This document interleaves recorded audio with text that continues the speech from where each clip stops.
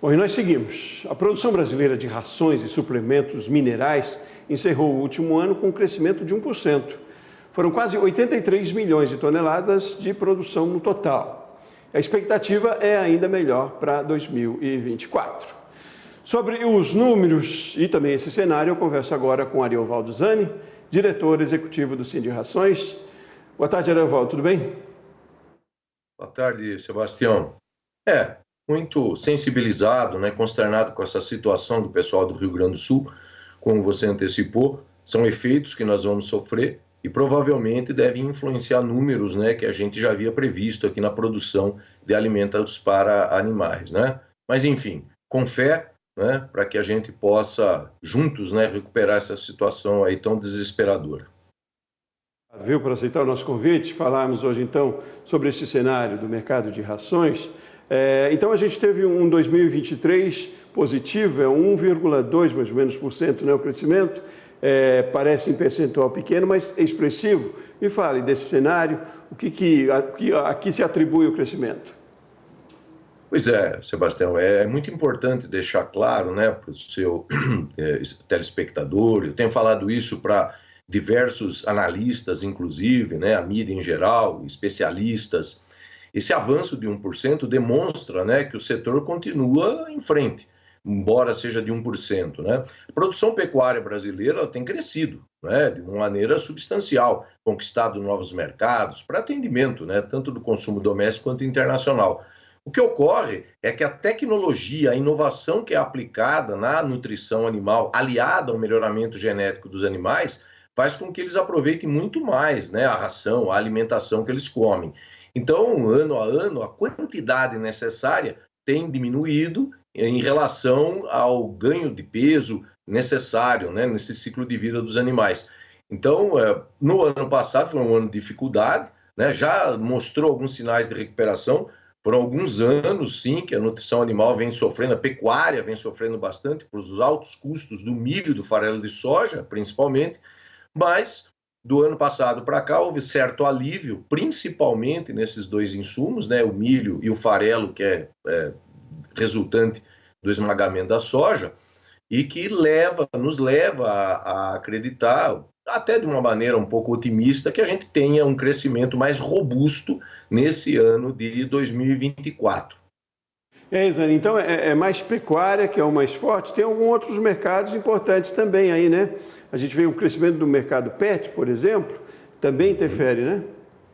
Ah, sim, Sebastião, essa é a humanização que tem se dado, né? Nós, a sociedade global, né? Não é nem brasileira apenas, a gente percebe o relacionamento, né, que se estreitou durante a pandemia e pós-pandemia, o interesse das famílias, né, de ter ali um pet, né, que é um mascote, então são tutores, né, que cada vez a gente percebe muito mais comprometidos, né, em exercitar a posse responsável. E além dos cuidados, né, todos, né, inclusive de serviços veterinários, você tem a nutrição, a alimentação industrializada, completa e balanceada, muito prática.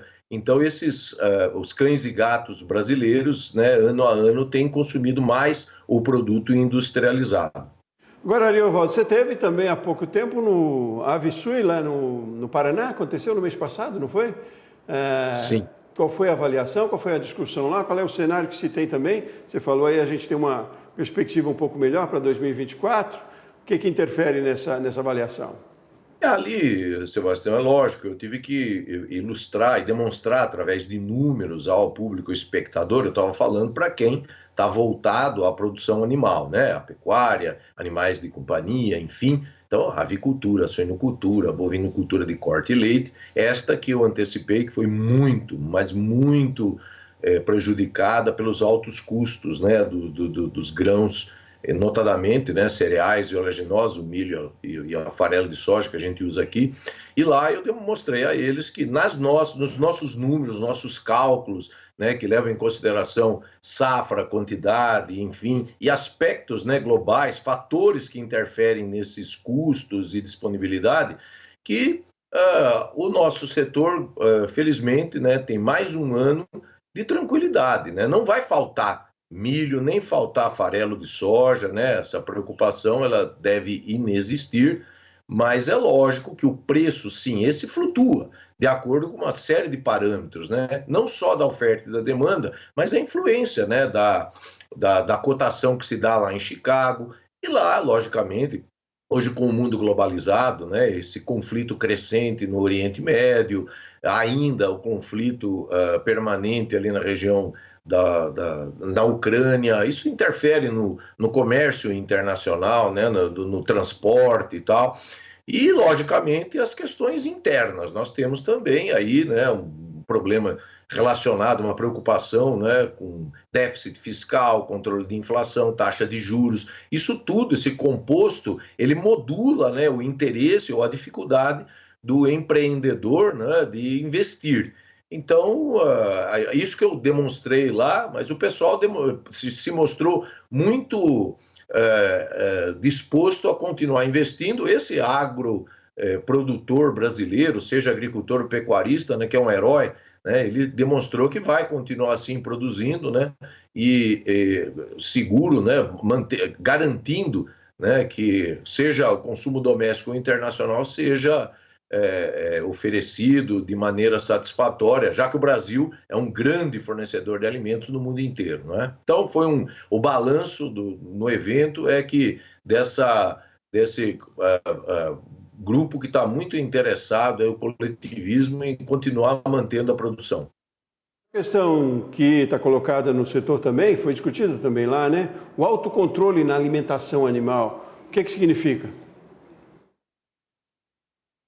Muito bem lembrado, Sebastião. É uma prática muito moderna, é uma virada de página, onde tanto o setor privado quanto o setor público só conseguem colecionar benefícios aí.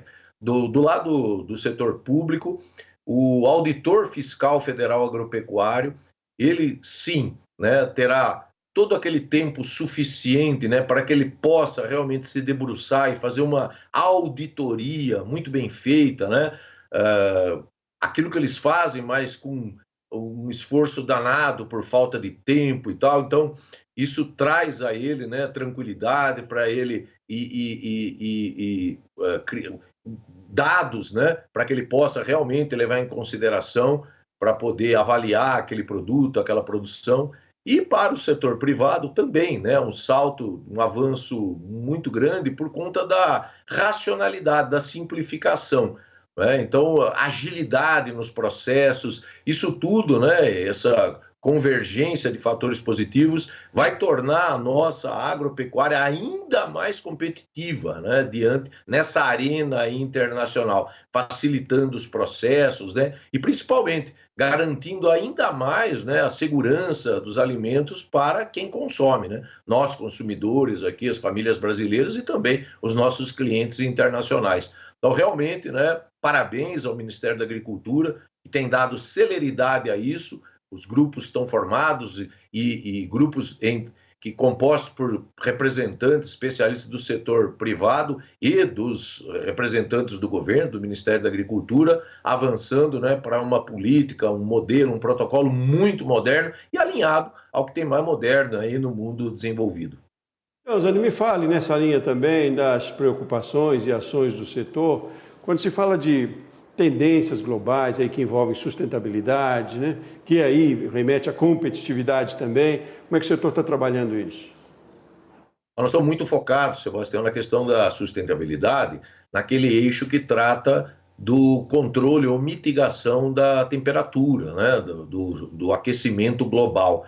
Então, já há uma miríade de práticas, né, e alternativas já colocadas em prática com o objetivo de mitigar ou diminuir a emissão do metano, né, que é o gás de efeito estufa mais conhecido dentro da pecuária, não é? Então, uma série de ações, produtos, né, oferecidos e práticas de produção pecuária que, sabidamente, tecnicamente, né, demonstram, né, essa emissão reduzida. Então, essa grande sacada do setor, que tem explorado bastante toda a expertise da Embrapa, né, das diversas especialidades da Embrapa, e conjuntamente, né, com a participação do setor privado, financia parte desses estudos e também contribui com seus especialistas, né?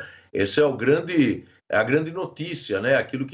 Como que o setor de alimentação animal brasileiro, e dentro da cadeia produtiva pecuária e junto com a agricultura, tem contribuído, né, para a sustentabilidade e sustentabilidade ambiental, enfim, e o controle da emissão de gás de efeito estufa e o desaquecimento ou controle do aquecimento global.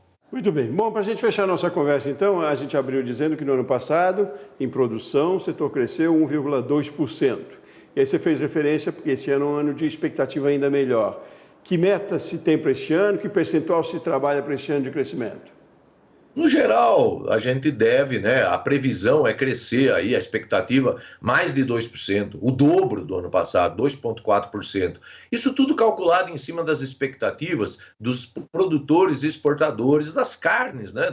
Das proteínas em geral, então a carne bovina, a carne suína, a carne de frango, o leite, os ovos, as demais espécies, nós estamos falando da aquicultura, a piscicultura e a carcinicultura, a demanda também de ingredientes e matérias-primas para a produção de alimentos para cães e gatos, equinos e outros animais, né? Então, a expectativa é desse crescimento, outra vez, né, modulada pelo desempenho dessas cadeias produtivas. A gente torce, está junto com eles, sempre trabalhando proativamente, né? Eventualmente há, né, uma correção de rumo aqui e acolá, a exemplo do que eu antecipei, né, esse problema seríssimo que o estado do Rio Grande do Sul, lamentavelmente, vem sofrendo outra vez, sofreu algum tempo atrás com a seca, a estiagem, agora com inundações, né? É lógico que isso vai afetar o Rio Grande do Sul, também é um grande produtor de pecuário e demandador, o produtor de alimentação animal, né? Mas eu acho que a gente pode ainda, no decorrer do ano, né, isso é característico, haver alguma recuperação, né, e, portanto, a expectativa otimista, como eu te antecipei, baseado naquilo que as entidades que representam esses setores das cadeias produtivas nos dão, é que a gente pode crescer ainda mais de 2% nesse ano de 2024. Certo, que bom, tomara. Ariovaldo Zani, diretor executivo do Sind Rações, obrigado pela sua participação aqui com a gente. Aliás, eu aproveito para lhe parabenizar também, né? Você recebeu o prêmio de personalidade da indústria de rações aí recentemente. Mostra aí o trabalho efetivo que você faz aí, não é por acaso que a gente está sempre em contato aí, vai ficar cada vez mais. Obrigado, diretor. Obrigado, Sebastião.